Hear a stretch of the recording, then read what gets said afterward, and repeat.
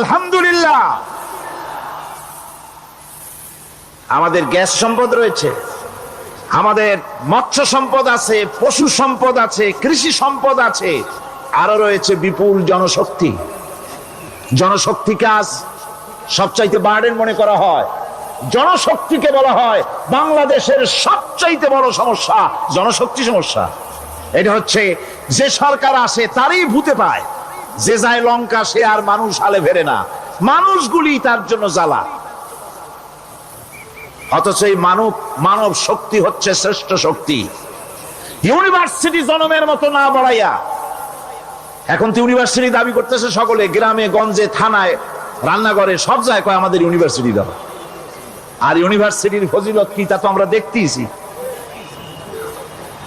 এর থেকে বেশি করে পলিটেকনিক ইনস্টিটিউট, ভোকেশনাল ইনস্টিটিউট ইত্যাদি যদি বানানো হতো, ভিক্ষার হাতকে কর্মীর হাতে যদি পরিণত করা যেত, মানুষগুলিকে যদি কর্মক্ষম করা যেত, তাদেরকে যদি মডার্ন টেকনোলজি যদি শিক্ষা দেওয়া যেত, তাহলে এই মানব শক্তি রপ্তানি করে বা পৃথিবীর বিভিন্ন দেশ থেকে মূল্যবান বৈদেশিক মুদ্রা অর্জন করা যায়।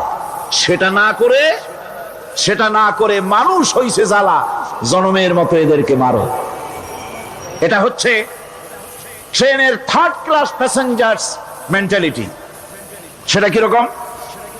সেটা হচ্ছে ট্রেনে যখন মানুষ চলে তৃতীয় শ্রেণীতে, একবার উঠে বসলে সে অন্যের জন্য জায়গা ছাড়ে না।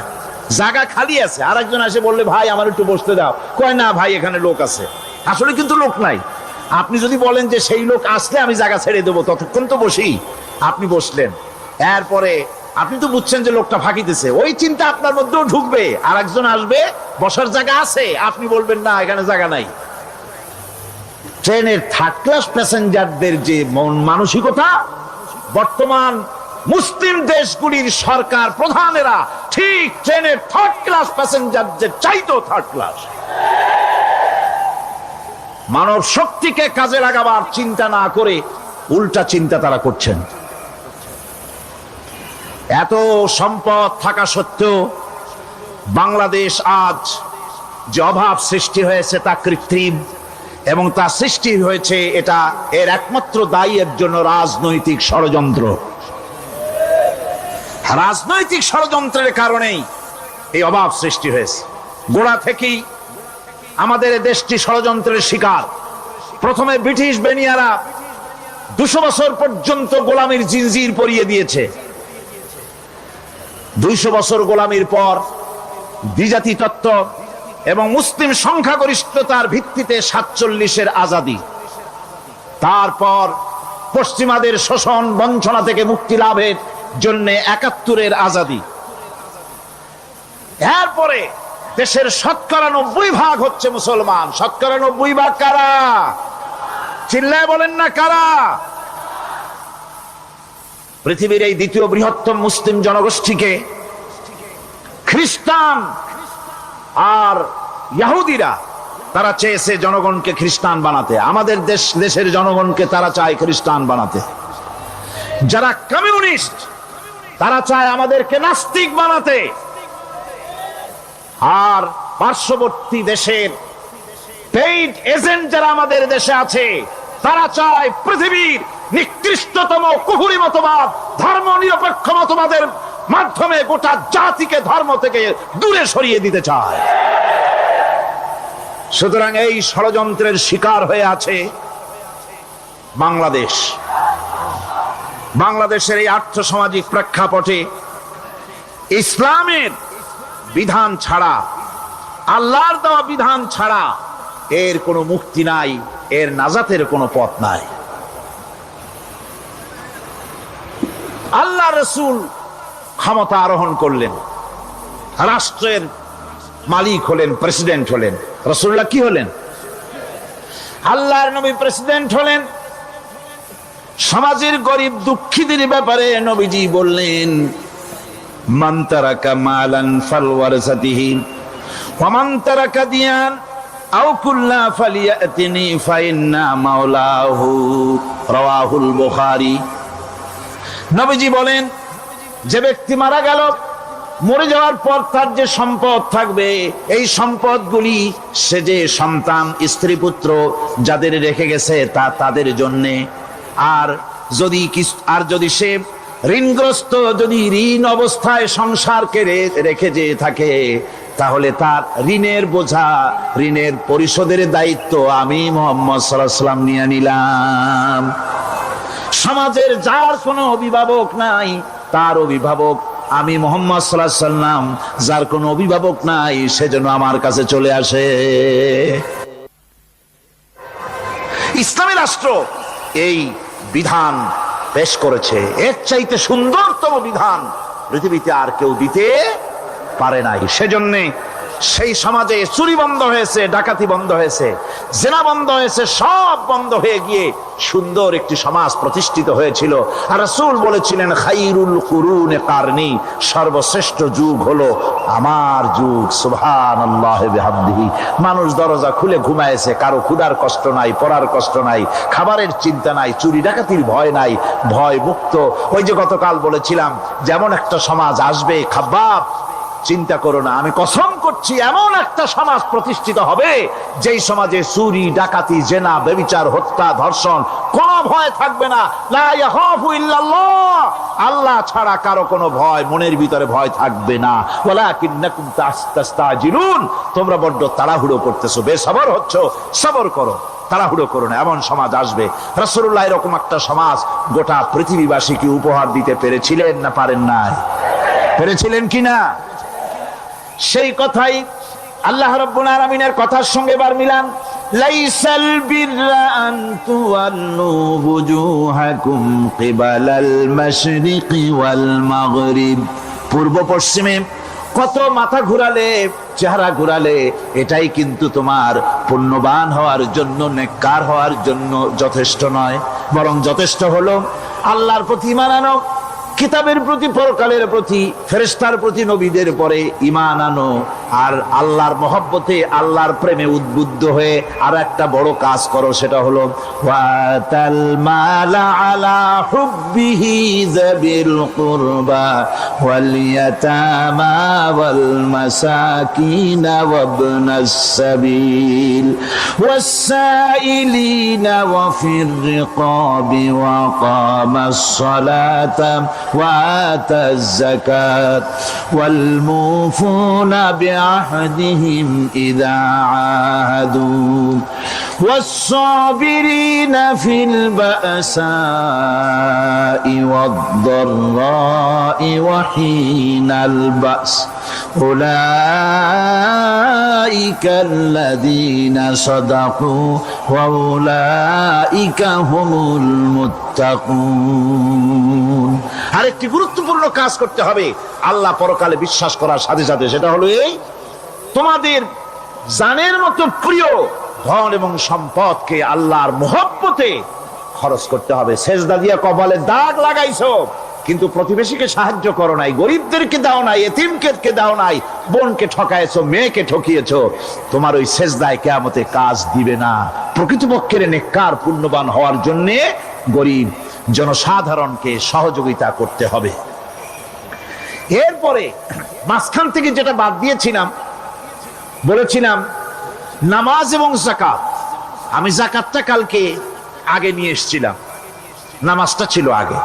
সেই নামাজটা যেহেতু আলাদা একটা বিষয় হবে, আর যাকাতটা সাদকার সাথে সামঞ্জস্য আছে, সেই জন্য যাকাত আর সাদাকার কথাটা একসঙ্গে মিলাই বলেছিলাম। এখন শুরু করছি নামাজ।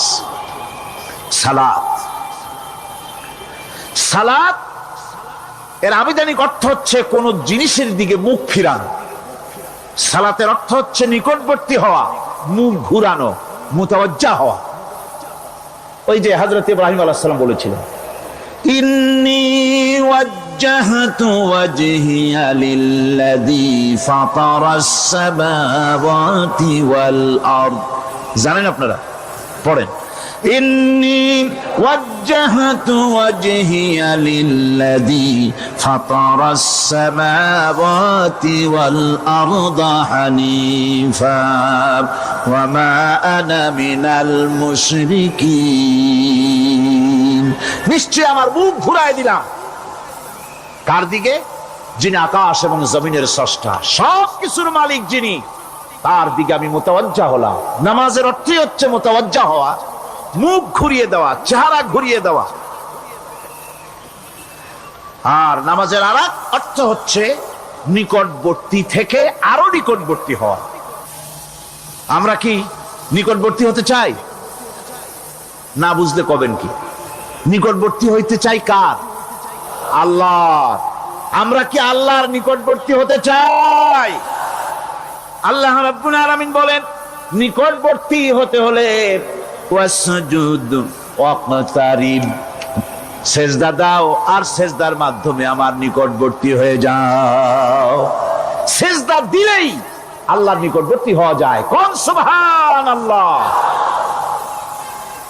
সাহাবী, আল্লাহ নবীর সাহাবী প্রশ্ন করেছেন, নবীজি, বান্দা কখন আল্লাহর নিকটবর্তী হয়ে যায়?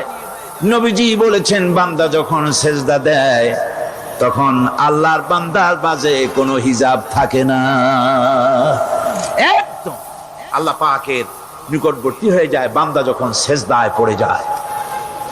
সুতরাং নামাজ হচ্ছে নিকটবর্তী হওয়া, সালাত এটা হচ্ছে নিকটবর্তী হওয়া। নামাজ ফরজ হওয়ার কারণ হচ্ছে এই যে মানুষ আল্লাহর বান্দা বা গোলাম হিসেবে সৃষ্টি হয়েছে, তাই একমুখী হয়ে রবের বন্দিগি করা এটা হচ্ছে তার স্বাভাবিক একটা প্রকৃতি। আল্লাহ রাব্বুল আলামিন এই প্রকৃতির দাবি মিটাবার জন্যই নামাজের ব্যবস্থা করেছেন। মানুষের ফিতরত, মানুষের নেচার, মানুষের ফিতরত হচ্ছে এই যে কারো না কারো কাছে মাথা নত করা, হাত জোড় করা, মাথা নত করা, সার্বভৌমত্বের মালিক কাউকে মনে করা। হাত জোড় করতে হলে, মাথা নত করতে হলে, সার্বভৌমত্বের মালিক হিসেবে কাউকে গ্রহণ করতে হলে আল্লাহর বিকল্প কেউ আছে নাকি? ইসলামের মূল দাওয়াতটা হলো ফিতরত অনুযায়ী দাওয়াত দেওয়া হয়েছে। মানুষ যেন মাথা নত করে, গোলামি করে। এজন্য আল্লাহ রাব্বুল আলামিন বলেছেন যে আমি মানুষ এবং জিনকে সৃষ্টি করেছি, তার কারণটাই হলো মা খালাকতুল জিন্না ওয়াল ইনসা ইল্লা লিয়াবুদুন। মানুষ আর জিন জাতিকে সৃষ্টি করা হয়েছে ইবাদতের জন্য, গোলামির জন্য। ইবাদত আর গোলামি এটাই করতে হবে, গোলামি করতে হবে, দাসত্ব করতে হবে। আর এই দাসত্ব, আল্লাহর আনুগত্যই গোলামির দাওয়াত দিয়েছেন দুনিয়ার সব নবীরা। কোন নবী বলেন নাই যে আমার গোলামি করো। কেউ বলেছেন? বলেন জোরে, কেউ বলেছেন? আল্লাহ পাক বলেন, ওয়ালাকাদ বা'আসনা ফি কুল্লি উম্মাতির রাসূলা আনি ইবুদুল্লাহা ওয়াজতানিবুত তাগুত। প্রত্যেক জাতির জন্য আমি রাসূল প্রেরণ করেছি, তারা মানুষকে দাওয়াত দিয়েছেন এই কথা বলে যে এক আল্লাহর গোলামি করো, তিনি ছাড়া কোনো ইলাহ নাই, আইন দাতা নাই, বিধান দাতা নাই, তার গোলামি, তার সামনে মাথা নত করে দাও। আর প্রত্যেক নবীর যুগেই নামাজ রোজা শরীয়তের মধ্যে ছিল। নামাজ রোজা কম বেশি প্রত্যেক নবীর জামানাই আল্লাহ পাক এটাকে বাধ্যতামূলক করেছিলেন। নামাজ, রোজা, যাকাত সব নবীদের জন্য বাধ্যতামূলক ছিল, তার উম্মতের জন্য বাধ্যতামূলক ছিল। নামাজ হচ্ছে তাওহীদের অবশ্যম্ভাবী এক বহির্প্রকাশ। তাওহীদের জন্য তাওহীদবাদী মানুষ যারা, তাদেরকে নামাজ আদায় করতেই হবে। আকীদা বিশ্বাসের দিক থেকে তাওহীদ যদি হয় পুরা দ্বীনের মূল উৎস, তাহলে আমলের দিক থেকে নামাজ হচ্ছে পুরা দ্বীনের মূল ভিত্তি। নামাজ হচ্ছে আমলের মূল ভিত্তি। এর বাস্তবায়ন ছাড়া দ্বীন পূর্ণ হয় না। নামাজ মুমিনের কেবলমাত্র একটি উত্তম আমলই নয়, বরং নামাজ হচ্ছে ঈমানের মূল ভিত্তি। যার কাছে নামাজ নাই তার কাছে কিছুই নেই। রাসূল করিম সাল্লাল্লাহু আলাইহি ওয়াসাল্লাম বলেছেন যে নামাজ যে ব্যক্তি পড়ে না, আল্লাহ পাকের সাথে তার কোনো সম্পর্ক বাকি থাকে না। সুতরাং এই নামাজটা হচ্ছে এই যে একমাত্র একাগ্র চিত্তে আদবের সাথে আল্লাহর সামনে রুজু হয়ে যাওয়া। কোরআনে কারীম বলছি, মুনিবিনা ইলাইহি ওয়াত্তাকুহু ওয়াকিমুস সালাতা ওয়া লা তাকুনু মিনাল মুশরিকিন। তোমরা আল্লাহর দিকে রুজু হয়ে যাও এবং তাকে ভয় করে অন্যায় কাজ থেকে বিরত থাকো, আর নামাজ কায়েম করো, মুশরিকদের অন্তর্ভুক্ত হয়ে যেও না। নামাজ কায়েম করা, নামাজের আদেশ কোরআনে কারীমের মধ্যে আল্লাহ পাক বহু জায়গায় করেছেন। ঈমানের পর নামাজই হচ্ছে সবচেয়ে বড় জরুরি। একজন মানুষ ঈমান আনলো, যেমন কালকে একজন ঈমান এনেছে, ঈমান আনার সাথে সাথে তার প্রথম কাজ কি বলুন? বলেন, প্রথম কাজ কি? ফজরের নামাজের আগে একজন ইসলাম কবুল করলেন, তার প্রথম দায়িত্ব নামাজকে আদায় করে দেওয়া, ফজরের নামাজ পড়া। জোহরের আগেই কেউ ঈমান আনলো, তার প্রথম দায়িত্ব জোহরের নামাজ আদায় করা। আসরের নামাজের আগে ঈমান এনেছে, তার প্রথম দায়িত্ব হলো আসরের নামাজ আদায় করা। তার মানে হলো ঈমান আনার পর একজন ঈমানদারের প্রথম দায়িত্ব হচ্ছে নামাজ। গুরুত্বপূর্ণ বিষয়, খুব ভালো করে শুনতে হবে, ইয়াদ রাখতে হবে প্রত্যেকটি মুসলমানের। এই নামাজ কি জিনিস, কেমনে আদায় করতে হবে, আদায় না করলে কি হবে, গুরুত্বপূর্ণ এই কথাগুলি প্রত্যেকের স্মরণ রাখতে হবে। হযরত মূসা আলাইহিস সালামকে আল্লাহ রাব্বুল আলামিন ওহী প্রদান করলেন। যেদিন ওহী দিলেন, ওহী দিয়ে সেই মুহূর্তে আল্লাহ পাক তাকে শোনালেন, ইন্নানি আনাল্লাহ লা ইলাহা ইল্লা আনা ফা'বুদনি ওয়াকিমিস সালাতা লিযিকরি। নিশ্চয়ই আমি আল্লাহ, আমি ছাড়া কোনো ইলাহ নাই, আমার গোলামি করো, আমার দাসত্ব করো, আর আমার শরণার্থে নামাজ কায়েম করো। নামাজ নামাজ নামাজ কায়েম করতে হবে, এটাই হচ্ছে ঈমানের সবচেয়ে বড় দাবি। অন্যত্র আল্লাহ পাক বলছেন, কুল ইন্না হুদাল্লাহি হুয়াল হুদা ওয়া উমিরনা লিনুসলিমা লিরাব্বিল আলামিন। হে নবী বলুন, প্রকৃতপক্ষে আল্লাহর হেদায়েত হচ্ছে সঠিক হেদায়েত। সত্যিকারের হেদায়েত কার হেদায়েত? আল্লাহ পাকের হেদায়েত। এবং তার পক্ষ থেকে নির্দেশ করা হয়েছে যে সারা জাহানের মালিকের সামনে মাথা নত করে দাও। মাথা নত করবেন কার কাছে? আল্লাহ পাকের কাছে।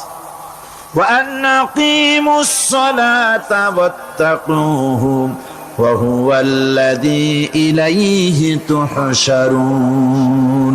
আর নামাজ প্রতিষ্ঠা করো, আল্লাহ রাব্বুল আলামিনের ভয়তে সমস্ত অপরাধমূলক কাজ থেকে, অসামাজিক কার্যকলাপ থেকে বিরত থাকেও। আর একদিন মনে রেখো, তোমাদের সকলকেই আল্লাহ রাব্বুল আলামিনের দরবারে উপস্থিত হতে হবে। নামাজ ঈমান থাকা না থাকার প্রমাণ। ঈমান আছে কি ঈমান নাই, এর প্রমাণ কি? নামাজ। আল্লাহ পাক বলছেন, ফালা সাদ্দাকা ওয়ালা সাল্লা ওয়ালাকিন কাযযাবা ওয়া তাওয়াল্লা। কিন্তু না সে সত্য মেনে নিল, আর না সে সালাত আদায় করলো, বরং সত্যকে মিথ্যা মনে করে ফিরে গেল। নামাজটাই হচ্ছে একজন মানুষের সে মুমিন না কাফের তা প্রমাণ করার জন্য, এটাই হচ্ছে মূল কথা। কিয়ামতের দিন মানুষ যে জাহান্নামে যাবে, জাহান্নামের জন্য, জাহান্নামে যে সব কারণে যাবে তার মধ্যে বড় কারণ কালকে বলেছিলাম, দেখি মনে আছে নাকি? বড় কারণ কয়টা? কয়টা? আলহামদুলিল্লাহ মনে আছে। আল্লাহ রাব্বুল আলামিন বলেন, ইয়াতাসাআলুনা আনিল মুজরিমিন। কিয়ামতের দিন অপরাধীদেরকে জিজ্ঞেস করা হবে, নামাজ আদায় করবে। এই যদি হয় চিত্র দেশের, অপরাধ থাকবে? থানায় ওসি সাহেব নিজেই যদি জামাতের ইমামতি করেন, এইভাবে নামাজ আদায় করেন পুলিশদের নিয়ে জামাতে, ঘুষ আর খাবে তারা? এসপি সাহেবের অফিসে, ডিসি সাহেবের অফিসে মন্ত্রীরা যদি ভাবে নামাজ কায়েম করে, তাহলে কি অন্যায় অপরাধ কিছু থাকবে সমাজে? থাকবে না। সুতরাং নামাজ বাধ্যতামূলক করে দেওয়া হবে। নামাজ বাধ্যতামূলক। সকলকে নামাজ পড়তে হবে। নামমাত্র মুসলিম জাতির রাষ্ট্র ক্ষমতা গ্রহণ করাই হলো ইসলামী শাসন ব্যবস্থা নয়। ইসলাম ক্ষমতায় গিয়া অমুসলিমদের উপরে শাসন জারি করবে আর অন্যান্য সরকারের মতো আমোদ ফুর্তি করে রাস্তাঘাট বানায় টানা এসিতে শুয়ে থাকবে, তা না। রাস্তা হবে, ঘাট হবে, কলেজ হবে, সব হবে, কিন্তু যারা মুসলমান তাদেরকে নামাজ পড়তে হবে। গোটা জনগণকে শাসক আর শাসিত উভয় গোলাম হবে আল্লাহ। উভয় গোলাম হবে কার? তখন প্রেসিডেন্টের বাবার ক্ষমতা নাই নিজের কোন আইন চালু করে, পার্লামেন্টের বাবার ক্ষমতা নাই ইসলামের বিরুদ্ধে টু শব্দটি করতে পারে। সেখানে শাসক আর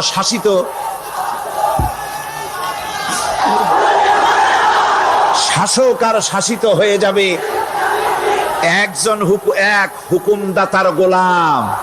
সেই হুকুমদাতাকে ইনিল হুকুমু ইল্লা লিল্লাহ আলা লাহুল খালকু ওয়াল আমর। প্রেসিডেন্ট থেকে শুরু করে শাসক আর শাসিত সব আইন মানবে ওই আল্লাহ রব্বুল আলামিনের, যিনি এই তামাম জাহান সৃষ্টি করেছেন। সৃষ্টি যার আইন চলবে সেই আল্লাহ রব্বুল আলামিনের, এবং তার আইনের সার্বিক অনুসরণ করে চলতে হবে সকলকে। এক কথায় ইসলামী সরকারের সমস্ত ক্ষমতা ব্যয় হবে নামাজ কায়েম করা আর যাকাত আদায় করার ব্যাপারে। নামাজ যদি কায়েম হয়ে যায়, যাকাত যদি আদায় করা হয়, দুঃখ, দারিদ্র, কষ্ট কিছুই থাকবে না, বেকার সমস্যা থাকবে না। সমস্ত বেকারদেরকে চাকরি না পাওয়া পর্যন্ত বেকার ভাতা দেওয়া হবে। বুড়ো মানুষেরা যখন বুড়ো হয়ে যায়, ছেলের কাছে আদর নাই, বউর কাছে কদর নাই, আর ছেলে বউ বদদোয়া করতে থাকে, বুড়ারা মরে না কেন? আছে না আমাদের সমাজ? ইসলামী সরকার এলে পরে এই বৃদ্ধ মানুষদের ব্যবস্থা করা হবে। তাদের প্রতি এই ধরনের অসদাচরণ কেউ করতে সাহস পাবে না। সুতরাং নামাজ প্রতিষ্ঠা এবং যাকাত আদায় হলেই সমাজের অন্যায় অবিচার যা আছে তার 12 আনাই বিলুপ্ত হয়ে যাবে। কর আলহামদুলিল্লাহ। তখন চাকরিতে প্রমোশন হবে নামাজের ভিত্তিতে। এখন প্রমোশন হয় কে কত ঘুষ খাইতে পারে, কে কত সরকারের দালালি করে বিবেকের বিরুদ্ধে বিরোধী দলকে বেশি করে পেটাতে পারে, এর উপরে ভিত্তি করে প্রমোশন হয়। ইসলামী সরকার যখন আসবে, ইসলামী সরকার যখন প্রতিষ্ঠিত হয়ে যাবে, তখন চাকরির প্রমোশন নির্ভর করবে তার সুন্দর চরিত্র আর নামাজের পাবন্দির উপরে ভিত্তি করে। সমাজে দুঃখ দুর্দশা থাকবে, যেরকম থাকবে থাকবে। আমার ভাইয়েরা, নামাজ হচ্ছে আল্লাহ রাব্বুল আলামিনের সাহায্য লাভের একমাত্র মাধ্যম। আল্লাহর কাছে যদি সাহায্য পেতে চাই তাহলে নামাজ লাগবে। লাগবে কি কোন?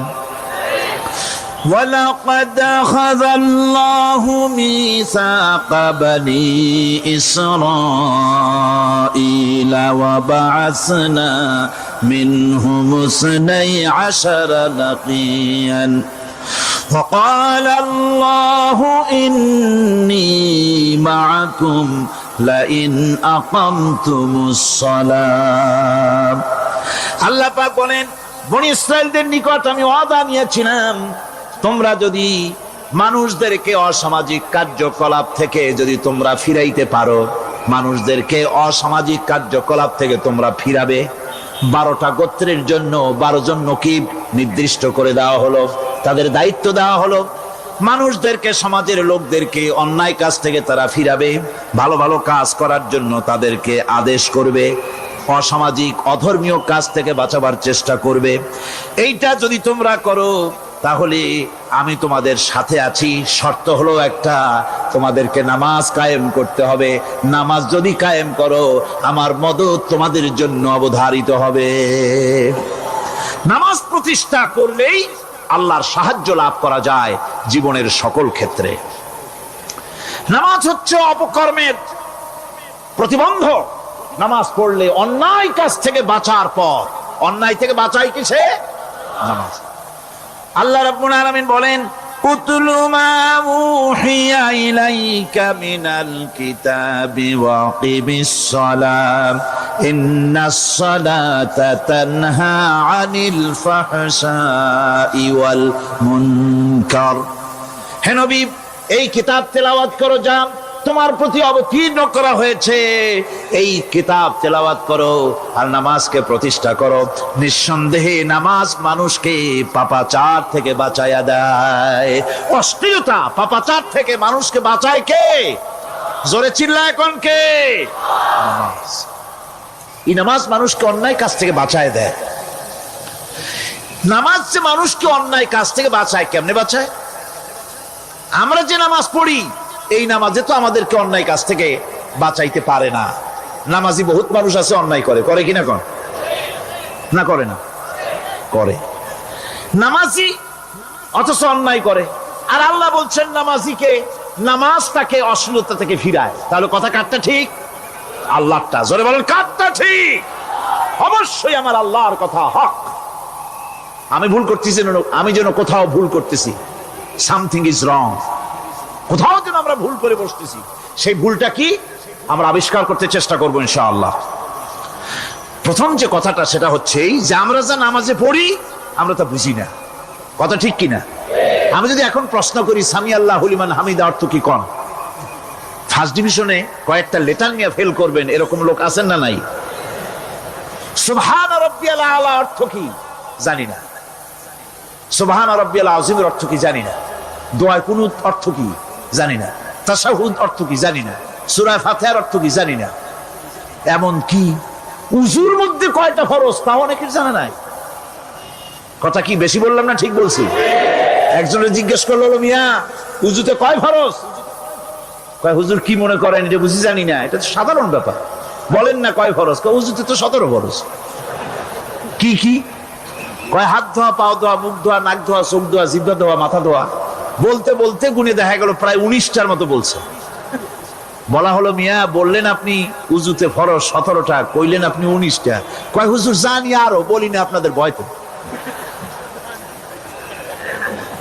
উযু জানে না, নামাজ জানে না, তাকেই নামাজ। আল্লাহু আকবার বললাম, এরপরে সানা পড়লাম, তারপরে সূরা ফাতিহা পড়লাম। সূরা ফাতিহার ভিতরে যে সমস্ত কথাগুলি বললাম সেই কথাগুলি বুঝি না, কি বলেছি তাও জানি না। এরপরে সুবহান রাব্বিয়াল আলা বলেছি, সুবহান রাব্বিয়াল আযীম বলেছি, সামি আল্লাহু লিমান হামিদা বলেছি, অর্থ কি জানি না।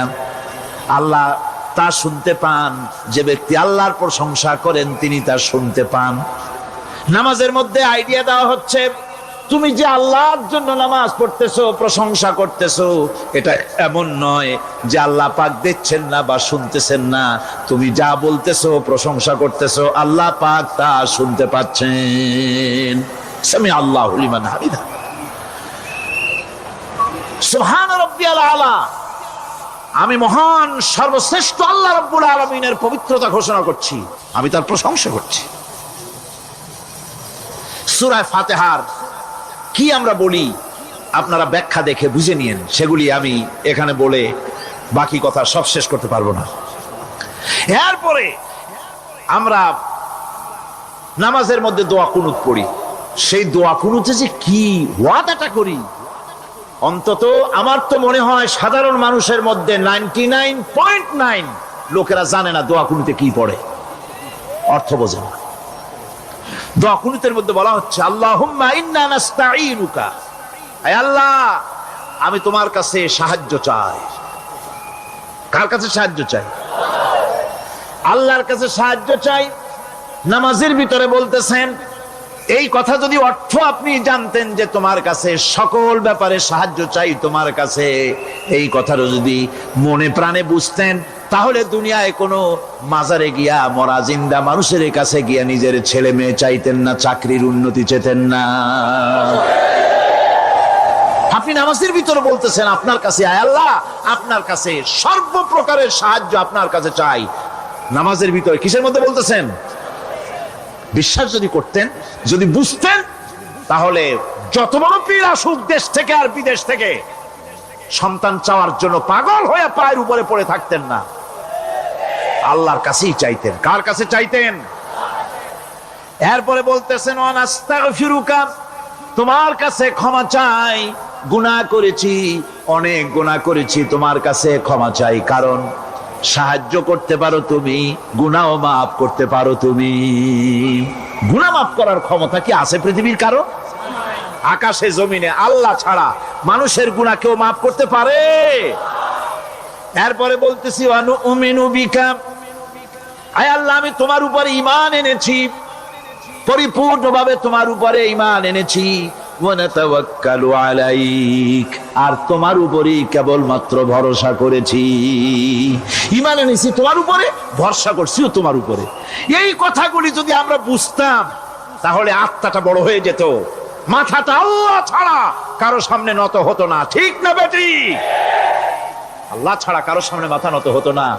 আল্লাহর উপরই ভরসা, তোমার উপর ভরসা করছি, তোমার উপর ঈমান এনেছি। এরপরে বলছি ওয়ানুসনি আলাইকাল খায়র, সর্বপ্রকার কল্যাণের সাথে তোমার প্রশংসা করতেছি। ওয়ানাশকুরুকা, আর তোমার কৃতজ্ঞতা স্বীকার করছি, আমি তোমার শুকর আদায় করি, সর্ব ব্যাপারে তোমার শুকর আদায় করি। আর কি করি? ওয়ালা নাকফুরুকা, আমি কুফরি করি না, অকৃতজ্ঞ নই, আমি তোমার কৃতজ্ঞ বান্দা, আমি অকৃতজ্ঞ নই। একথা আপনি নামাজের মধ্যে বলেন, কিন্তু কৃতজ্ঞতা স্বীকার করেন না। আল্লাহ যে ছেলে দিয়েছে শুকর আদায় করেন না, আল্লাহ যে সুন্দরী বউ বা ভালো বউ দিয়েছেন শুকর আদায় করেন না, আল্লাহ সন্তান দিয়েছে শুকর আদায় করে না, আল্লাহ রাব্বুল আলামিন চাকরি দিয়েছেন, বাড়ি দিয়েছেন, জায়গা দিয়েছেন, জমিন দিয়েছেন, যৌবন দিয়েছেন, স্বাস্থ্য দিয়েছেন, শুকর আদায় করে না। আল্লাহ পাক বলেন, বান্দা আপনার সম্পর্ক কার সাথে একটু চিন্তা করেন তো। আপনার বন্ধু কারা? ইলেকশন আসলে ভোট দেন কাদেরকে? কাদের চা খাওয়ান, কাদের চান্দা দেন? একটু চিন্তা করেন, অঙ্কের সাথে মিলাই নেন। তাহলে দেখুন, মুখে বলে এক কথা, কাজে করে আর একটা। আরে কি কয়? চিল্লায় কোন? আরে কি কয়? আর এই মুনাফিকি করতেছেন কার সাথে? আল্লাহর সাথে। কোন নাউযুবিল্লাহ। নামাজে কি পড়েন সেটা যদি জানতেন, অবশ্যই আল্লাহ রাব্বুল আলামিনের কথা কার্যকরী হয়ে যেত। ইন্নাস সালাতা তানহা আনিল ফাহশাই ওয়াল মুনকার, নামাজ মানুষকে পাপের কাজ, অশ্লীলতা থেকে ফিরাতে পারে। আল্লাহ ইন্না বসায়ছেন, নিশ্চয়ই, বেশক, অবশ্যই নামাজ পাপ থেকে ফিরাবে। কিন্তু কেমনে ফিরাবে? নামাজ তো বুঝি না, নামাজ তো বুঝি না, খালি সেজদা দেয় জনমের মতো। আর সেজদা কি? নামাজে যদি দেখে ইমাম দেরি করতেছে, আত্তাহিয়াত পড়তে দেরি হয়ে যাচ্ছে, পিছন থেকে সিগন্যাল মারে, ঠিক কিনা? বেয়াদব, বেয়াদব। তোমার নামাজ, তোমার আত্তাহিয়াত আগে শেষ হয়েছে, তাতে কি হয়েছে? চুপ করে বসে থাকো। ইমামকে কাশি দিয়া সতর্ক করার অধিকার তোমার নাই। যদি ইমামকে সতর্ক করার জন্য কাশি দিয়ে থাকো, তোমার নামাজ ফাসেদ হয়ে যাবে। এটা ফাজলামি করার জায়গা না, এটা নামাজ। এর নাম কি? ধীরে সুস্থে নামাজ পড়তে হবে। অনেকে মসজিদটারে মনে করে জেলখানা, ঢুকতে যত দেরি, বেরোতে পারলে যেন বাসে যান ছটফট করে। সিনেমার মধ্যে গিয়ে ঘন্টার পর ঘন্টা বসে থাকে, খারাপ লাগে না? واصبر وما صبرك إلا بالله ولا تحزن عليهم ولا تك في ضيق مما يمكرون।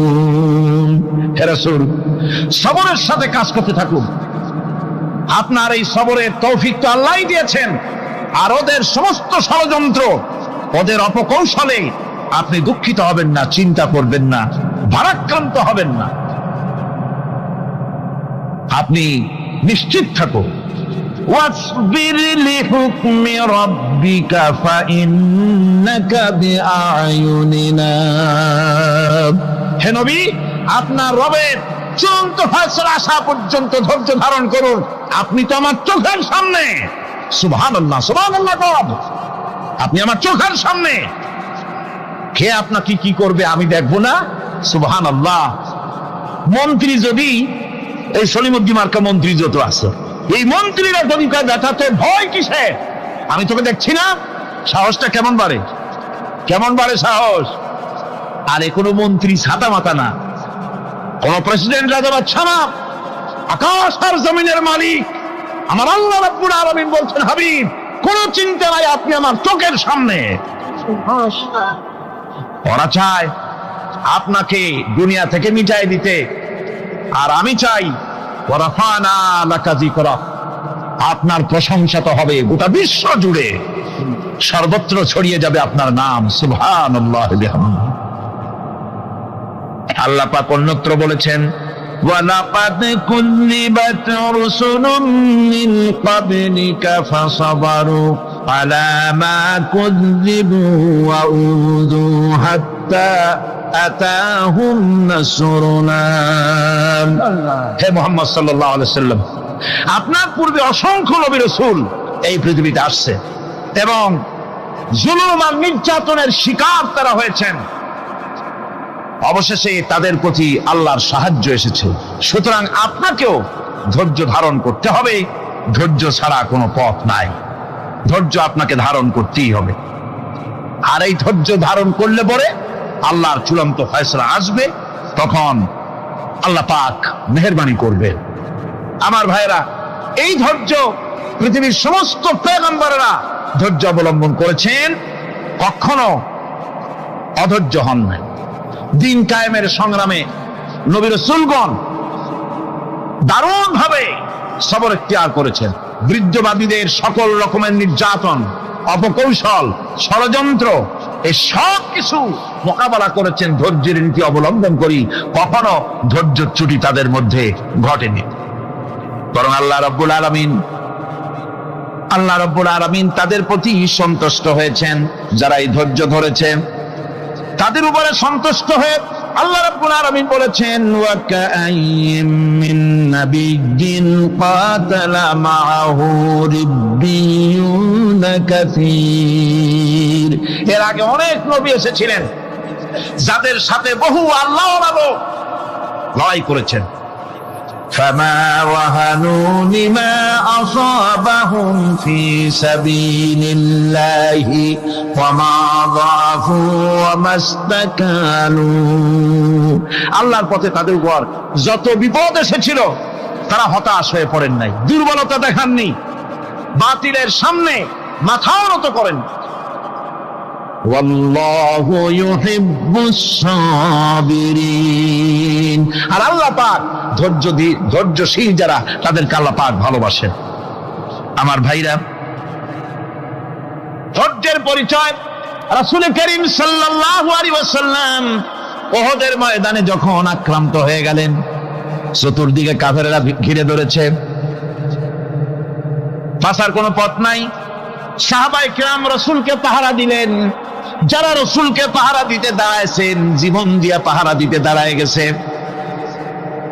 রাসূলের দিকে মুখ দিয়া, পিঠটা বাইরের দিকে দিয়ে রাসূলকে পাহারা দেওয়া শুরু করেছেন। হুজুরকে পাহারা দিতে যারা দাঁড়িয়েছিলেন, কাফের কর্তৃক নিক্ষিপ্ত কি তীরগুলি এসে যখন বৃত্তে ছিল, শুধু একজন সাহাবী হযরত তালহার পিঠের ভিতরে রাসূলকে হেফাজতের জন্য 80টা তীর একজনের পিঠের মধ্যে দিয়ে ঢুকেছে। এক অসতর্ক মুহূর্তে নবীজির ডান্ডা মোবারক শহীদ হয়ে গেল, শিরস্থান ভেঙে গেল, লোহার কড়া প্রবিষ্ট হয়ে গেল কপালের ভিতরে। হুজুর মাথা ঘুরে পড়ে গেলেন। হযরত আবু উবাইদা রাদিয়াল্লাহু তাআলা আনহু হুজুরের মস্তক মোবারককে করে নিয়ে তারপরে বহু কষ্ট করে মাথা থেকে লোহার কড়া বের করলেন। এবার ওই কড়ার ছিদ্র দিয়ে রক্ত আসতেছে, মুখ দিয়ে রক্ত পড়তেছে, দাড়ি ভিজে যাচ্ছে। বুখারী শরীফে এসেছে, আল্লাহর নবী দুইখানা হাত নিজের চেহারার উপরে মলে আনে টাটকা রক্ত চোখের সামনে দেখে বলছেন, আহারে, এই কওমের ফালাক কি করে হবে, এই কওমের মুক্তি কি করে হবে, এই কওমের নাজাত কি করে হবে, যে কওম তার নবীর চেহারা রক্ত দিয়ে লাল বানাইয়া দিল। নবীজি বললেন আল্লাহুম্মা গফিরলি কওমি ফাইন্নাহুম লা ইয়ালামুন, আয় আল্লাহ পাক আমার এই কওম বুঝতে পারে না, ওদেরকে মাফ করে দাও। খবর ছড়িয়ে গেল নবীজি শহীদ হয়ে গিয়েছেন। খবর ছড়িয়ে গেল চতুর্দিকে, মদিনায় খবর ছড়িয়ে গেল, মানুষ পাগলের মতো দৌড়ানো শুরু করে দিল। এক মেয়ে লোক দৌড়াচ্ছে ওহদের দিকে, কয়েকজন সাহাবীর সঙ্গে দেখা, তারা জিজ্ঞেস করলেন দৌড়াও কেন, মহিলা যাও কই? কয় ওহদের দিকে যেতেছি। কয় যায় তো কোনো লাভ নাই, যেহেতু তোমার যে স্বামী এসেছিলেন জিহাদের ময়দানে তিনি তো শহীদ হয়ে গেছেন। মহিলা বলতেছে কে শহীদ হয়েছে শুনতে চাই না, আগে বলো নবীজি কেমন আছেন। আবার কিছুক্ষণ পর আর কয়েকজনের সঙ্গে দেখা, তারা বলছে মেয়ে লোক দৌড়াও কই? যাচ্ছি ওহদের দিকে। তারা বলছেন যে কোনো লাভ নাই, তোমার যে দুইটা কলিজার টুকরা সন্তান ওহদে এসেছিল দুটোই শহীদ হয়ে গেছে। মা বলতেছে ও সাহাবী কে শহীদ হয়েছে শুনতে চাই না, তাড়াতাড়ি করে বলো আল্লাহর নবী মুহাম্মদ রাসূলুল্লাহ সাল্লাল্লাহু আলাইহি ওয়াসাল্লাম কেমন আছেন। দৌড়াতে দৌড়াতে ওহদের মাঠে সাহাবায়ে কেরাম পরিবেষ্টিত, আল্লাহর নবীর কাছে গিয়ে হুজুরের জীবিত চেহারা মোবারকের দিকে তাকায়া মেয়ে লোকটি কাঁদতেছে আর বলতেছে ইয়া রাসূলুল্লাহ, আমার স্বামী মরা শোক, আমার কলিজার টুকরা দুইটা সন্তান মরা শোক আমার কলিজা থেকে মুছে গেছে, আপনি বেঁচে আছেন তামাম মুসলমানদের এর চাইতে বড় সান্ত্বনা আর নাই। ভাইরা আমার, রাসূল করিম সাল্লাল্লাহু আলাইহি ওয়াসাল্লাম এভাবে করে ধৈর্যের পরিচয় দিয়েছেন, গালাগালি দেন নাই, রাগ করেন নাই, বদদোয়া করেন নাই। সুবহানাল্লাহ কোন সুবহানাল্লাহ। হযরত আইয়ুব আলাইহিস সালামের সবরের ঘটনা কোরআনে কারীম তুলে ধরেছেন। হযরত আইয়ুব 18টি বছর পর্যন্ত রোগের মধ্যে পড়ে আছেন, এত অসুখ করেছে, এত রোগ, শরীর পচে গিয়েছে, গায়ে পোকা ধরেছে, দুর্গন্ধ হয়ে গিয়েছে, বিবিরা চলে গিয়েছে, ছেলে মেয়ে পাড়ার লোকেরা দূর দূর করে তাড়িয়ে দিয়েছে, এবার জঙ্গলের ভিতরে গিয়ে আশ্রয় নিয়েছেন। এমন অবস্থা হয়েছে শরীর পচে পচে জিহ্বায় যখন পোকা ধরা শুরু করে দিল, হযরত আইয়ুব আলাইহিস সালাম তখন আল্লাহ রাব্বুল আলামিনের দরবারে এই প্রথমবারের মতো তিনি বললেন রব্বুল আলামিন, হায় আল্লাহ তাআলা, সমস্ত শরীর জড়জড়া হয়ে গিয়েছে, গায়ে পোকা ধরেছে, আমি কোনো কথা বলি নাই, আমি খামোশ থেকে জিকির আজগার করতেছিলাম। আয় আল্লাহ, এখন দেখি আমার জিহ্বায় পোকা ধরেছে, পোকা ধরা শুরু হয়েছে, আমার জিহ্বাটায় পোকা তুমি দয়া করে দিও না, কারণ আমার জিহ্বায় যদি পোকা হয়ে যায় তাহলে তোমার মতো আল্লাহর জিকির আমি কি দিয়া করব, আমার জিহ্বাটা তুমি দয়া করে ভালো রাখো। কোরআনে কারীম বলছি ওয়া আইয়ুবা ইয নাদা রাব্বাহু ইন আন্নী মাসসানিয়াদ দুররু ওয়া আনতা আরহামুর রাহিমিন। স্মরণ করো সেই সময়ের কথা যখন আইয়ুব তার রবকে ডেকে বলেছিল আমি অসুস্থ আর তুমি তো রহমান রহিম দয়াময়। ভাষাটা দেখেন কি সুন্দর, এর থেকে কি আল্লাহর আর কিছু বলা লাগে? আল্লাহ পাকের কাছে তিনি বলতেছেন আল্লাহ আমি তো অসুস্থ, আমি তো অসুখ করেছে আমার, আর তুমি তো দয়াময় রহমান রহিম। এক অন্ধ, ঈদের দিন কত অন্ধই তো আসে খয়রাত করার জন্য, ভিক্ষা করার জন্য, চতুর্দিকে ভিক্ষা করতেছে অন্ধরা। এক অন্ধ ঈদের গেটের কাছে দাঁড়ায় বলতেছে ভাইরা আজ হচ্ছে ঈদের দিন আর আমি কিছু দেখতে পাচ্ছি না।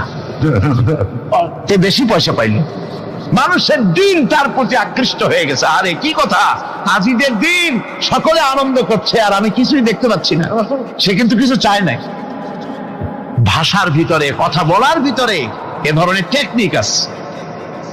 হযরত আইয়ুব আলাইহিস সালাম বললেন না যে আল্লাহ আমারে মাফ করে দাও, কষ্টের মধ্যে আছি। তিনি শুধু বলেছেন রব্বুল আলামিন আমি অসুস্থ হয়ে পড়েছি, আমার অসুখ করেছে, আর তোমার নাম রহমান রহিম।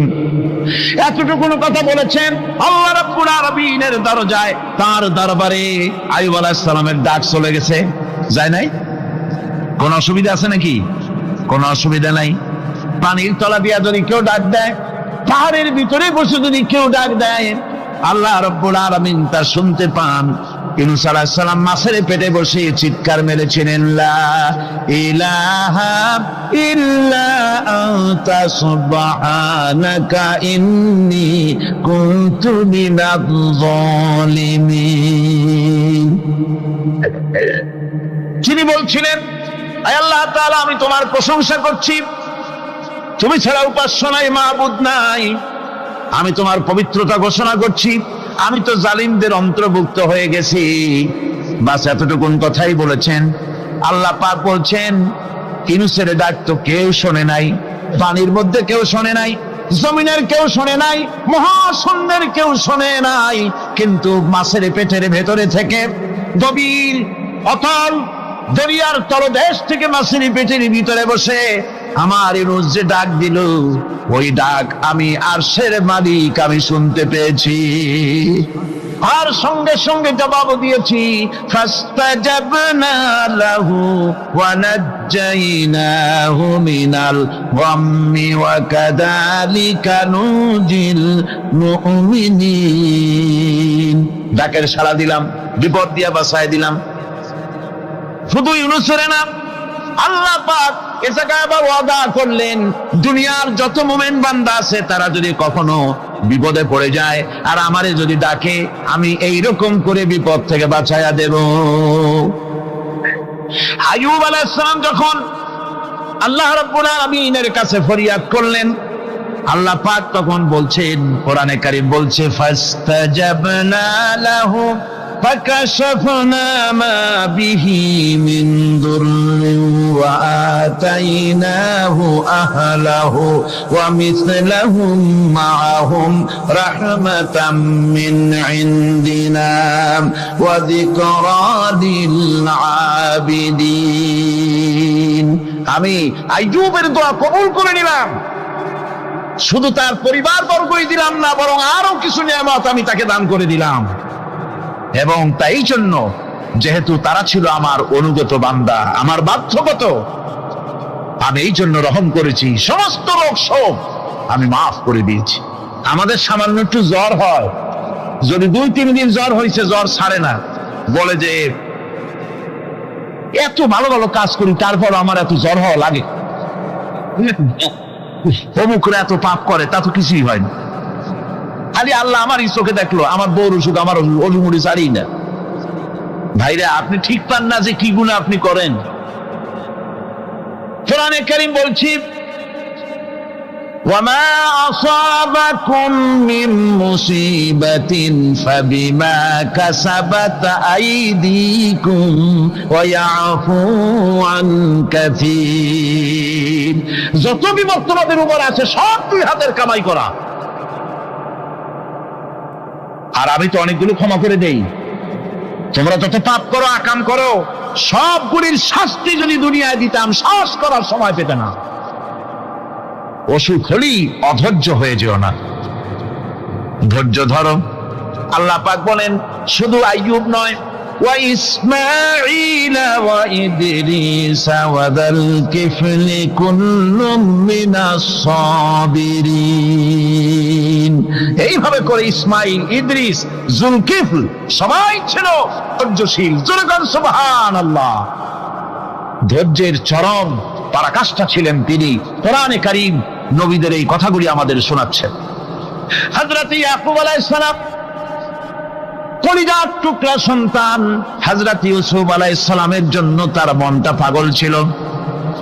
এত সুন্দর করে আল্লাহ তারে বানাইছিলেন, এত তিনি ছিলেন সৌন্দর্যের পিরামিড, যারা দেখলে চোখ ফিরানো যায় না, এমন সুন্দর সুপুরুষ যারা দেখি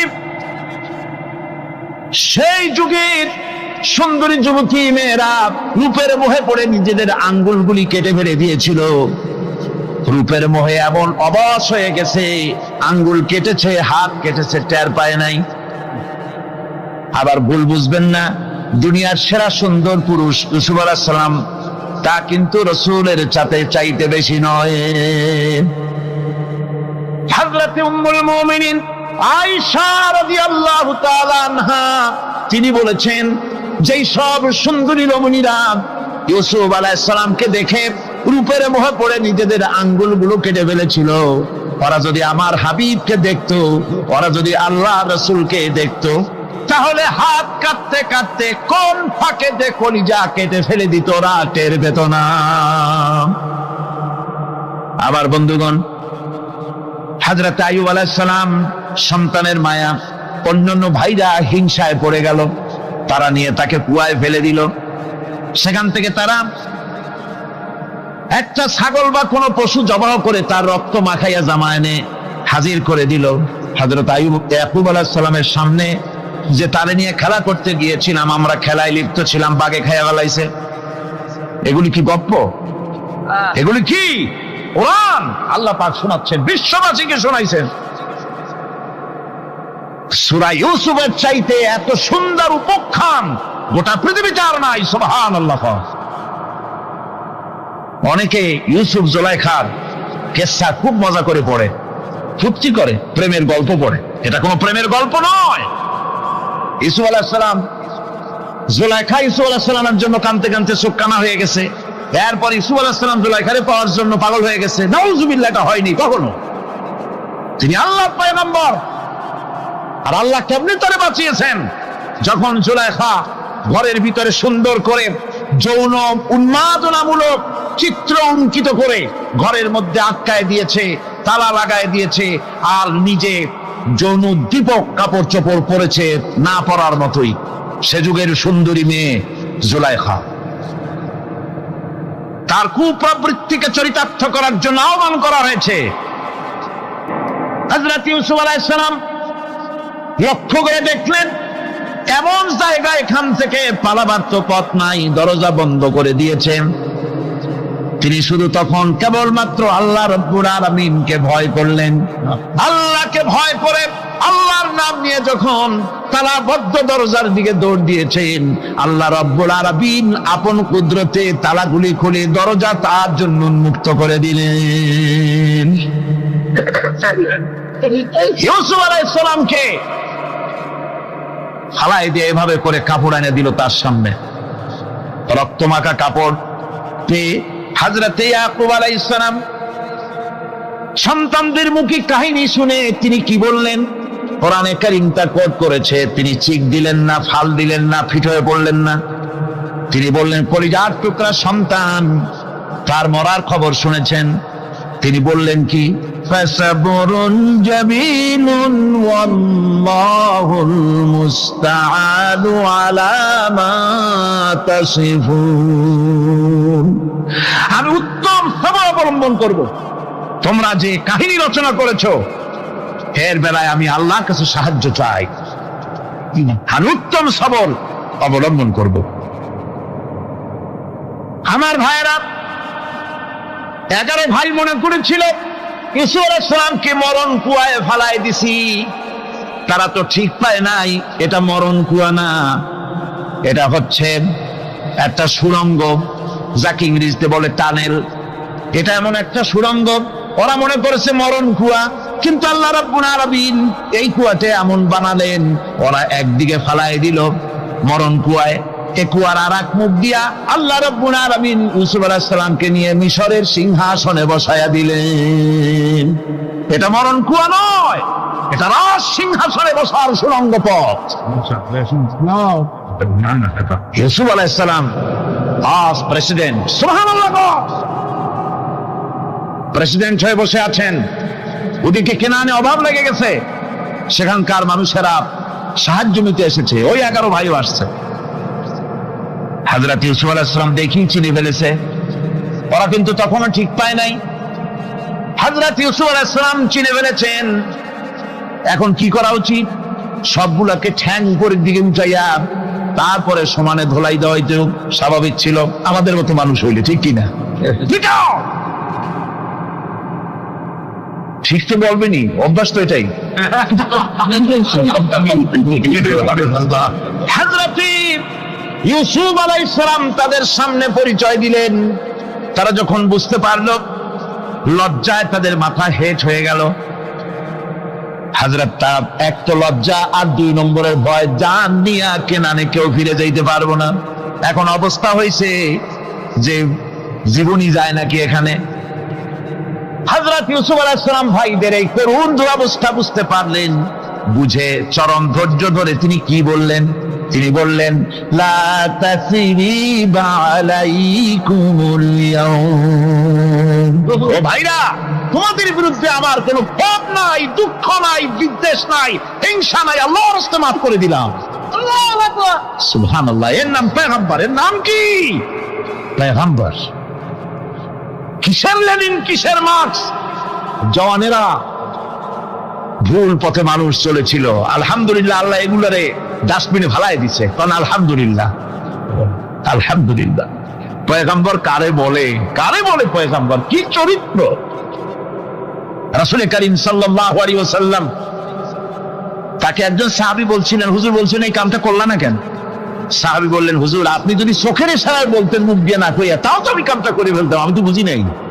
হুজুর বললেন, চোখে ঠারে ঠারে কাজ করা নবুয়তের শান নয়। আল ওয়াদুহু ওয়াস সারাহা, নবীরা যা করেন তা ডাইরেক্ট, কোনো বক্রতা নাই, স্পষ্ট কথা। আমার ভাইরা, হযরত ইউসুফ আলাইহিস সালাম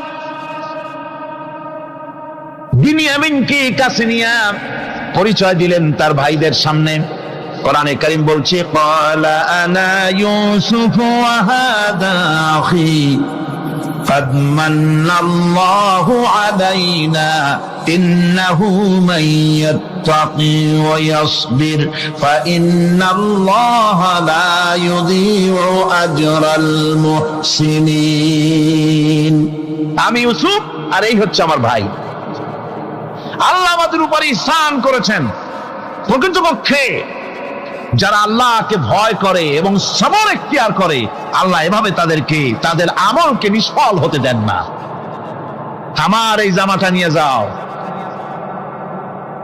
হযরত ইয়াকুব আলাইহিস সালাম কলিজার টুকরা সন্তান ইউসুফ আলাইহিস সালামের বিরহ যন্ত্রণায় ছেলেকে কতদিন দেখে না, কাঁদতে কাঁদতে চোখ দুটো অন্ধ হয়ে গেছে। মিশর থেকে কেনানের দিকে জামা রওনা হয়েছে। কোথায় মিশর, কোথায় কেনান? জামা যখন রওনা হয়ে গেছে, হযরত ইয়াকুব বলতেছেন, আমি যেন আমার ইউসুফের গন্ধ নাকে পেতেছি। জামা চলে এলো, চোখের উপরে রাখলেন, আল্লাহ রাব্বুল আলামিন তাকে চক্ষুষ্মান বানায়া দিলেন। ভাইরা আমার, পয়গম্বরেরা সবর করে গোটা দুনিয়ার মানুষের সামনে দৃষ্টান্ত সেট করেছেন সবর কারে হয়। আমার ভাইরা, হযরত ইব্রাহিম আলাইহিস সালামের কথা আল্লাহ পাক কোরআনে কারিমে বলছেন সবর কারে কয়। দেখো, শেখো সবর কারে কয়। আল্লাহ পাক বললেন, ইব্রাহিম তোমার বিবি আর তোমার নবজাতক এই সন্তানকে রেখে আসো মক্কা নগরীতে। তিনি চলে গেলেন, সেখানে ঘর নাই, বাড়ি নাই, কিচ্ছু নাই, চতুর্দিকে ধুধু বালু আর মরুভূমি। হযরতে হাজরা বলছেন, ইব্রাহিম সামান্য পানি আর খাবার দিয়া আমার সন্তান শুদ্ধ এখানে রেখে দিতেছো, আমি কি অপরাধ করেছি? কোনো জবাব নাই। দুইবার তিনবার বলার পরে হাজরা বলছেন, ইব্রাহিম গো, তবে কি আমার আল্লাহর হুকুম মতো আমারে রেখে যাচ্ছ নাকি? হযরত ইব্রাহিম আকাশের দিকে আঙ্গুল উঁচু করলেন। কথা বলবেন, বাক শক্তি বেরোচ্ছে না। 80 বছর বয়সের সময় একটা বাচ্চা আল্লাহ তারে দিচ্ছেন। আর এমন বাচ্চা, পয়গম্বরের ছেলে, কি সুন্দর চেহারা, মরুভূমির উপরে ফালাই দিয়ে রওনা হয়ে যাচ্ছেন। মুখ দিয়ে কথা সরছে না, আকাশের দিকে দেখালেন। হযরত হাজরা বুঝতে পারলেন। হযরত হাজরা বলেন, ইব্রাহিম কোনো চিন্তা নাই, নিশ্চিন্ত মনে বাড়ি ফিরে যাও। আমি আমার আল্লাহর উপরে এতটা ভরসা করি, আল্লাহর হুকুমে যদি আমার এখানে রেখে যেয়ে থাকো, আল্লাহ পাক আমাকে আর আমার কলিজার টুকরা ইসমাইলকে পানিতে আর খাবারে মারবেন না, অবশ্যই তিনি ব্যবস্থা করবেন। ব্যবস্থা হয়ে গেল। হযরত ইসমাইল বড় হয়ে গেলেন। আল্লাহ পাক অর্ডার করলেন, জবাহ করো ছেলেকে। হযরত ইব্রাহিম আলাইহিস সালাম যখন জবাহের প্রস্তাব করলেন, হযরত ইসমাইল তা আপত্তি করতেন, বাবাজি আমার মায়ের আর আমাকে বাচ্চা অবস্থায় ফেলে গেলেন, খাবার দেন নাই, পরার দেন নাই, বছরের পর বছর আমাদের এখানে কাটলো, দেখতেও আসেন নাই, আজ আসছেন জবাব দিতে। এটা কেমন কথা? কি ধরনের বাপ আপনি? এরকম বলছে নাকি? এরকম বলছে? হযরত ইব্রাহিম আলাইহিস সালাম প্রস্তাবটা কিভাবে পারলেন? আল্লাহ পাক কোরআনে কারিমের দৃষ্টান্ত রেখে দিয়েছেন। আল্লাহ পাক বলছেন, হযরত ইব্রাহিম ছেলেকে বললেন, ইয়া বুনাইয়া, ইয়া বুনাইয়া, হে আমার কলিজার টুকরা, লাডলা, হে আমার কলিজার টুকরা সন্তান, ইন্নী আরা ফিল মানাম আন্নী আযবাহুক, আমি স্বপ্নে দেখছি আমি যেন তোমাকে জবাহ করতেছি। ফানজুর মাযা তারা, তোমার রায় কি বলো? হয়তো কিয়ামতেই প্রশ্ন উঠতে পারে যে আল্লাহর হুকুমে রাজি ছিল না বলে হাত পা ভাঙ্গা জবাহ করছে। আমি এই সুযোগ দিব না, আপনি জবাহ করেন, আমি এতটুকু নড়াচড়া করব না। ধৈর্যের চরম প্রতীক হযরতে ইসমাঈল আলাইহিস সালাম দেখাই দিয়েছেন ধৈর্য কারে কয়। আমার বন্ধুগণ, এই পৃথিবীর সবচাইতে ধৈর্যের বড় প্রতীক হতেছেন ইমামুল মুরসালিন, আশরাফুল আম্বিয়া, সাইয়্যিদুল মুরসালিন, জনাবে মুহাম্মাদুর রাসূলুল্লাহ সাল্লাল্লাহু আলাইহি ওয়াসাল্লাম। আমার বন্ধুগণ, সবচাইতে বড় ধৈর্যের প্রতীক তিনি। কাউকে একটা গালি দেন নাই জীবনে, কাউকে ঠাট্টা করেন নাই, কাউকে মারেন নাই, কারো মনে দুঃখ দেন নাই। তিনি দুঃখ পেয়েছেন, তিনি কাউকে দুঃখ দেন নাই। তিনি কষ্ট পেয়েছেন, কাউকে কষ্ট দেন নাই। আমার ভাইয়েরা, তায়েফের ময়দান, আমার নিজের চোখে তায়েফে যেদিন আমি তায়েফ দেখলাম, আমি তায়েফে ঢুকেছি, জীবনে কোনোদিন যাই নাই। রমজান মুবারকে আমি সেখানে গেলাম, আমাকে বসার জন্য তারা নিয়ে যাবে। আমি বললাম আগে বসবো না, আমারে আগে নিয়ে যাও, আমার নবীকে কোন জায়গায় ওরা মেরেছিল সে জায়গাটা দেখাও। তায়েফের সেই গলিতে যখন আমি গিয়েছি, দুই দিকে পাহাড় দাঁড়ানো, তায়েফের লোক আমার সাথে ছিল, তারা বলল এই জায়গাটা প্রথম যেখানে চতুর্দিক থেকে নবীজিকে পাথর মারছিল আর আল্লাহর নবী বেহুশ হয়ে পড়ে গিয়েছিলেন। 3টা দিন না খাওয়া, হযরতে খাদিজা নাই, আবু তালিব নাই, মক্কায় জায়গা নাই পা রাখার। নবীজি 3টা দিন ঘুরলেন। নেতারা বলল, তুমি যদি নবী হবে তো এতিম হলে কেন? আল্লাহ নবী বানাবার জন্য কি একটা ধনী মানুষ পায় না? তোমার মতো এতিম আর গরিবের নবী বানাইলো কেন? আল্লাহ নবী 3 দিন পর যখন দেখলেন কেউ দাওয়াত শোনে না, কেউ মানে না, কেউ গ্রহণ করে না, তখন তিনি নেতাদের অনুরোধ করলেন, ঠিক আছে দাওয়াত তো কবুল করলে না, তবে একটা কাজ করো, অন্তত আমি যে তায়েফে আসছিলাম এই খবরটা মক্কায় দিও না, ওরা আরো অত্যাচার বাড়ায় দেবে। এই কাফিরগুলি খবর তো মক্কায় পাঠালো, আর সমস্ত যুবকদেরকে লেলিয়ে দিল। যুবকেরা চতুর্দিকে দাঁড়াইছে, রাসূলকে পাথর মারা শুরু করে দিল। আমি যখন রেল লাইনের থেকে হাঁটি, যখন রেল লাইন কোনো সময় দেখি, রেলের পাথরগুলি, রেল লাইনের পাথরগুলি দেখলে আমার মাথায় যেন কেন তায়েফের কথা মনে এসে যায়। আরে মানুষের গায়ে পাথর মারলে কি অবস্থার সৃষ্টি হয়? পাথর নূরের শরীর, রহমতের শরীর, কিটি কিটি রক্ত ঝরছে। নবীজিকে জোর করে উঠাইয়া জবরদস্তি করে হাঁটার জন্য তারা ধাক্কা মারতেছে। আবার কিছুদিন গিয়ে নবীজি আবার বেহুশ হয়ে পড়েছেন, এইখান থেকে আবার উঠাইছে, আবার ধাক্কা মারতেছে। 3 নম্বরের আর একটা জায়গা আছে যেখানে ভাঙ্গা একটা মসজিদ। তায়েফের লোকেরা আমাকে বলল এই জায়গাটা হলো শেষ জায়গা যেখানে রাসূল করিম 3য়বারের মতো বেহুশ হয়েছিলেন, এখানেই হুজুরের রক্ত ঝরেছে বেশি। 2 রাকাত নামাজ পড়লাম, সিজদায় পড়ে এমন কান্না কাঁদলাম আল্লাহর কাছে। নবীজি যখন হুঁশ এসেছে, হযরতে জিবরাইল বলেন, ইয়া রাসূলুল্লাহ, আপনার এই কষ্ট দেখে ফেরেশতারা কাঁদতেছে, আপনি অনুমতি দিয়ে দেন এই 2 পাহাড়কে মিলাইয়া সমস্ত তায়েফবাসী কাফেরগুলি মাটির সাথে মিশাইয়া দেই। নবীজি বললেন, জিবরাইল, আমি যদি হুকুম করি আর আমার হুকুম মতো যদি এই কাম করো, একটা কাফেরও যদি না বাঁচে, তাহলে কার মুখে পৌঁছাবো লা ইলাহা ইল্লাল্লাহু মুহাম্মাদুর রাসূলুল্লাহ। আমার ভাইরা, হযরত সাল্লাল্লাহু আলাইহি ওয়াসাল্লাম উঠে বসলেন। এমন সময় হযরতে যায়েদ শরীরের রক্তগুলি মুছে দিতেছেন। হযরত সাল্লাল্লাহু আলাইহি ওয়াসাল্লাম বসে দুইখানা হাত উত্তোলন করলেন। নবীজির চোখ থেকে পানি গড়ায় পড়তেছে। আরে কেউ নাই, আল্লাহ ছাড়া কেউ নাই সাহায্য করার। নবীজি হাত তুলে মোনাজাত করতেছেন, চোখ দিয়া পানি পড়ে দাড়ি ভিজে পড়তেছে, গায়ে দিয়া রক্ত ঝরতেছে। নবীজি কি দোয়াটা করলেন? বদদোয়া করলেন না, গজব দিতে বললেন না। নবীজি দোয়া করলেন, রব্বুল আলামিন, এই তায়েফের লোকেরা আজকে আমার সাথে যে ব্যবহারটা করেছে, ওরা বোঝে নাই যে আমি তোমার নবী, ওরা বোঝে নাই যে আমি তোমার রাসূল। না বুঝে আমার উপরে যে অত্যাচারটা করলো, আল্লাহ তুমি এই জন্য রাগ করে এই তায়েফে তুমি গজব দিও না। আল্লাহ পাক পরবর্তী সময় হুজুরকে স্মরণ করাই দিলেন, ওয়া মা আরসালনাকা ইল্লা রাহমাতাল লিল আলামিন।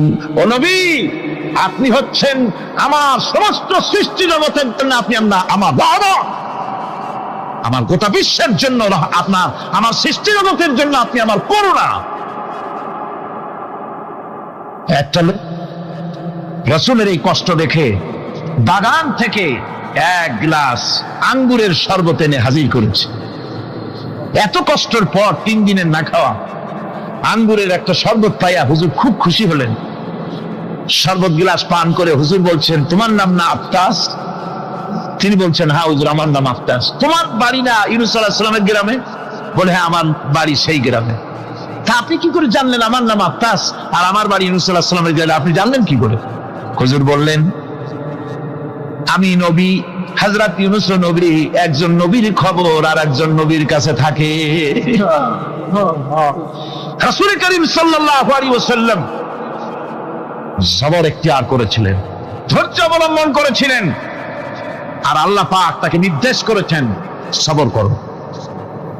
ওয়াত্তাবি' মা ইউহা ইলাইকা ওয়াসবির হাত্তা ইয়াহকুম আল্লাহ। তুমি কেবল সেই জিনিসের অনুসরণ করো যা আমি তোমার প্রতি অবতীর্ণ করেছি। আমি আপনার উপরে যেটা অবতীর্ণ করেছি এটা অনুসরণ করুন, আর সবর ইখতিয়ার করুন যতক্ষণ না আল্লাহর পক্ষ থেকে চূড়ান্ত ফয়সালা না আসে। ধৈর্য ধরুন, ধৈর্য ধরুন। আমার ভাইরা, কাফেরদের নির্যাতনের মোকাবেলায় আল্লাহ পাক তার হাবিবকে সান্ত্বনা দিয়েছেন। যখন কাফেররা নির্যাতন করতেছে, হারে হযরতে বেলাল নির্যাতিত, হযরতে সুমাইয়া নির্যাতিতা, হযরতে খাব্বাব, হযরতে হুবায়ব, হযরতে আম্মার রিদওয়ানুল্লাহি তাআলা আলাইহিম আজমাইন, এত মার হতেছে। হযরতে ওমর হযরতে খাব্বাব রাদিয়াল্লাহু তাআলা আনহুকে খোলা গায়ে দেখে বলছিলেন, খাব্বাব রে, তোমার পিঠে এত গর্ত কেন? এত গর্তওয়ালা পিঠ তো আমি মানুষের দেখি নাই, এত চিকুন কোমরওয়ালা মানুষও তো দেখি নাই। তিনি বলেছেন, ওমর, তুমি কি ভুলে গেছো? ইসলাম কবুল করার অপরাধী কাফির বেঈমানেরা আগুন জ্বালায়া আংটা আগুনের উপরে আমাকে চিৎ করে শোয়াছে। আমি যেন নড়াচড়া করতে না পারি সেজন্য আমার বুকের উপরে পাথর চাপা দিয়ে রেখেছিল। গায়ের চর্বি আর রক্ত গলে গলে পড়ে আগুন নিবেছে, আর আগুন গোশত পুড়ে যে পিঠের মধ্যে প্রবেশ করেছিল আজও পর্যন্ত পিঠের সেই গর্ত সেরে যায় নাই। এভাবে অত্যাচার হচ্ছিল সাহাবীদের উপর। আল্লাহ রাব্বুল আলামিন তার হাবিবকে সান্ত্বনা দিলেন, ওয়াসবির ওয়া মা সাবরুকা ইল্লা বিল্লাহি ওয়া লা তাহজান আলাইহিম ওয়া লা তাকু ফি গায়তিন মিম্মা ইয়ামকুরুন। হে রাসূল, সবরের সাথে কাজ করতে থাকুন। আপনার এই সবরের তৌফিক তো আল্লাহই দিয়েছেন, আর ওদের সমস্ত ষড়যন্ত্র, ওদের অপকৌশলে আপনি দুঃখিত হবেন না, চিন্তা করবেন না, ভারাক্রান্ত হবেন না। আপনি নিশ্চিত থাকুন। ওয়াসবির লিহুকমি রাব্বিকা ফাইন্নাকা বিআয়ুনিনা। হে নবী, আপনার রবের চূড়ান্ত ফয়সালা আসা পর্যন্ত ধৈর্য ধারণ করুন। আপনি তো আমার চোখের সামনে।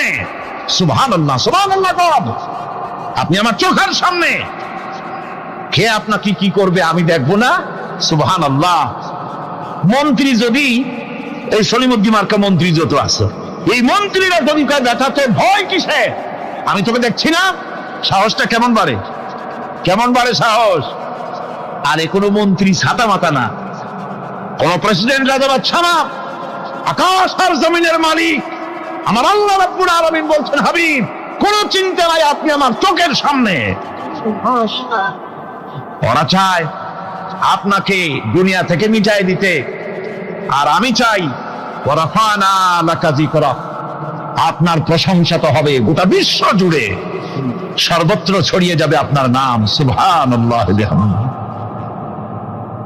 আল্লাহ পাক অন্যত্র বলেছেন, ওয়ালাকাদ কুযযিবাত রুসুলুম মিন ক্বাবলিকা ফাসাবারু আলা মা কুযযিবু ওয়া উযু হাত্তা আতাহুম নাসরুনা। হে মুহাম্মদ সাল্লাল্লাহু আলাইহি ওয়াসাল্লাম, আপনার পূর্বে অসংখ্য নবী রাসূল এই পৃথিবীতে আসছে এবং জুলুম আর নির্যাতনের শিকার তারা হয়েছেন। অবশেষে তাদের প্রতি আল্লাহর সাহায্য এসেছে। সুতরাং আপনাকেও ধৈর্য ধারণ করতে হবে, ধৈর্য ছাড়া কোনো পথ নাই, ধৈর্য আপনাকে ধারণ করতেই হবে।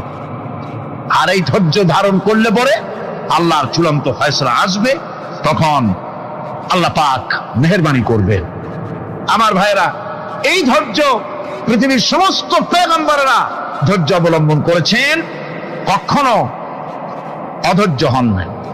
দিন কায়েমের সংগ্রামে নবী রাসূলগণ দারুণ ভাবে সবর ইখতিয়ার করেছেন। বৃদ্ধবাদীদের সকল রকমের নির্যাতন, অপকৌশল, ষড়যন্ত্র, এই সব কিছু মোকাবেলা করেছেন ধৈর্যের নীতি অবলম্বন করি। কখনো ধৈর্যচ্যুতি তাদের মধ্যে ঘটেনি, বরং আল্লাহ রাব্বুল আলামিন তাদের প্রতি সন্তুষ্ট হয়েছেন। যারা এই ধৈর্য ধরেছে তাদের উপরে সন্তুষ্ট হয়ে আল্লাহ রাব্বুল আলামিন বলেছেন, ওয়া কাআইয়্যিম মিন নাবিয়্যিন কাতালা মাআহু রিব্বিয়ুন কাসীর। এর আগে অনেক নবী এসেছিলেন যাদের সাথে বহু আল্লাহওয়ালা লড়াই করেছেন। فما وهنوا لما أصابهم في سبيل الله وما ضعفوا وما استكانوا। আল্লাহর পথে তাদের উপর যত বিপদ এসেছিল তারা হতাশ হয়ে পড়েন নাই, দুর্বলতা দেখাননি, বাতিলের সামনে মাথা নত করেন। ওয়াল্লাহু ইউহিব্বুস সাবিরিন। আর আল্লাহ পাক ধৈর্যশীল যারা, তাদেরকে আল্লাহ পাক ভালোবাসেন। আমার ভাইরা,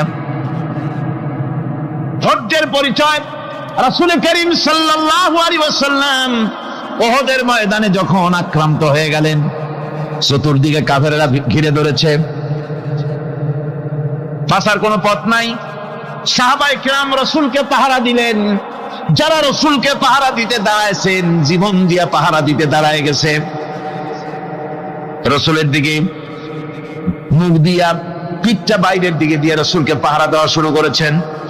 হুজুরকে পাহারা দিতে যারা দাঁড়িয়েছিলেন, কাফের কর্তৃক নিক্ষিপ্ত কি তীরগুলি এসে যখন বিঁধতেছিল, শুধু একজন সাহাবী হযরত তালহার পিঠের ভিতরে রাসূলকে হেফাজতের জন্য 80টা তীর একজনের পিঠের মধ্যে দিয়ে ঢুকেছে। এক অসতর্ক মুহূর্তে নবীজির ডান্ডা মোবারক শহীদ হয়ে গেল, শিরস্থান ভেঙে গেল, লোহার কড়া প্রবিষ্ট হয়ে গেল কপালের ভিতরে। হুজুর মাথা ঘুরে পড়ে গেলেন। হযরত আবু উবাইদা রাদিয়াল্লাহু তাআলা আনহু হুজুরের মস্তক মোবারককে করে নিয়ে তারপরে বহু কষ্ট করে মাথা থেকে লোহার কড়া বের করলেন। এবার ওই কড়ার ছিদ্র দিয়ে রক্ত আসতেছে, মুখ দিয়ে রক্ত পড়তেছে, দাড়ি ভিজে যাচ্ছে। বুখারী শরীফে এসেছে, আল্লাহর নবী দুইখানা হাত নিজের চেহারার উপরে মলে আনে টাটকা রক্ত চোখের সামনে দেখে বলছেন, আহারে এই কওমের ফালা কি করে হবে, এই কওমের মুক্তি কি করে হবে, এই কওমের নাজাত কি করে হবে, যে কওম তার নবীর চেহারা রক্ত দিয়ে লাল বানাইয়া দিল। নবীজি বললেন, আল্লাহুম্মা গফিরলি কওমি ফাইন্নাহুম লা ইয়ালামুন। আয় আল্লাহ পাক, আমার এই কওম বুঝতে পারে না, ওদেরকে মাফ করে দাও। খবর ছড়িয়ে গেল নবীজি শহীদ হয়ে গিয়েছেন। খবর ছড়িয়ে গেল চতুর্দিকে, মদিনায় খবর ছড়িয়ে গেল। মানুষ পাগলের মতো দৌড়ানো শুরু করে দিল। এক মেয়ে লোক দৌড়াচ্ছে ওহদের দিকে।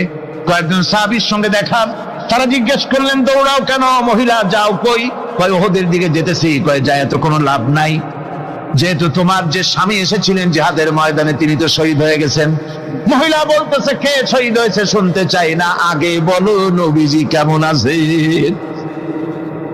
আবার কিছুক্ষণ পর আর কয়েকজনের সঙ্গে দেখা, তারা বলছে, মেয়ে লোক দৌড়াও কই? যাচ্ছি ওহদের দিকে। তারা বলছেন যে কোনো লাভ নাই, তোমার যে দুইটা কলিজার টুকরা সন্তান ওহদে এসেছিল দুটোই শহীদ হয়ে গেছে। মা বলতেছে, ও সাহাবী, কে শহীদ হয়েছে শুনতে চাই না, তাড়াতাড়ি করে বলো আল্লাহর নবী মুহাম্মদুর রাসূলুল্লাহ সাল্লাল্লাহু আলাইহি ওয়াসাল্লাম কেমন আছেন। দৌড়াতে দৌড়াতে ওহদের মাঠে সাহাবায়ে কেরাম পরিবেষ্টিত। আল্লাহর নবীর কাছে গিয়ে হুজুরের জীবিত চেহারা মোবারকের দিকে তাকায়া মেয়ে লোকটি কাঁদতেছে আর বলতেছে, ইয়া রাসূলুল্লাহ, আমার স্বামী মরা শোক, আমার কলিজার টুকরা দুইটা সন্তান মরা শোক আমার কলিজা থেকে মুছে গেছে, আপনি বেঁচে আছেন, তামাম মুসলমানদের চাইতে বড় সান্ত্বনার রায়। ভাইরা আমার, রাসূল করিম সাল্লাল্লাহু আলাইহি ওয়াসাল্লাম এভাবে করে ধৈর্যের পরিচয় দিয়েছেন। গালাগালি দেন নাই, রাগ করেন নাই, বদদোয়া করেন নাই। সুবহানাল্লাহ কোন, সুবহানাল্লাহ। ভাইরা আমার, এই সবর এমন মহান বৈশিষ্ট্য, এর মধ্যে রয়েছে জিহাদের ময়দানে যদি লোক কম হয় আর যদি তাদের মধ্যে সবর থাকে, বেশি সংখ্যক লোকের উপরে আল্লাহ পাক সবরকারীদেরকে বিজয়ী করে দিবেন।